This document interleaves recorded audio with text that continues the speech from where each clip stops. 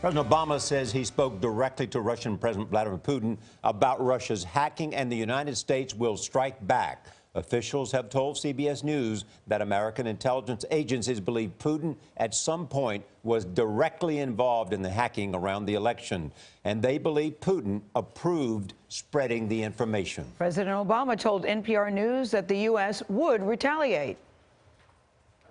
I think there is no doubt that when any foreign government tries to impact the integrity of our elections, that we need to take action, and we will, at a time and place of our own choosing.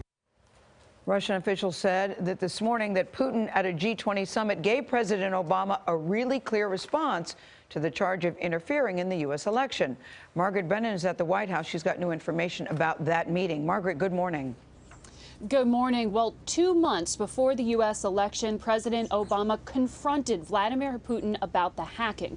The Russians had already been alerted that the U.S. had detected their intrusions by Secretary Kerry, and President Obama warned there would be consequences.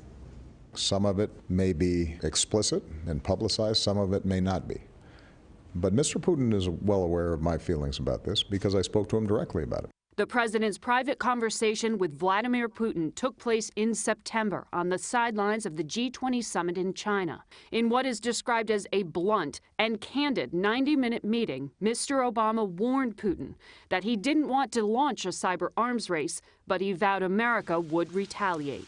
We got more capacity than anybody, both offensively and defensively.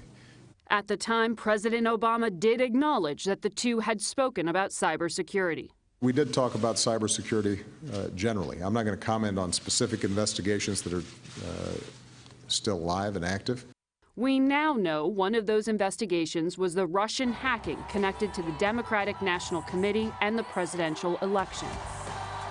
Within hours of the president's conversation, Putin had pulled back from a ceasefire deal in Syria and a U.S. offer to coordinate airstrikes against ISIS and al-Qaeda-linked terrorists. But U.S. officials claim there is no connection.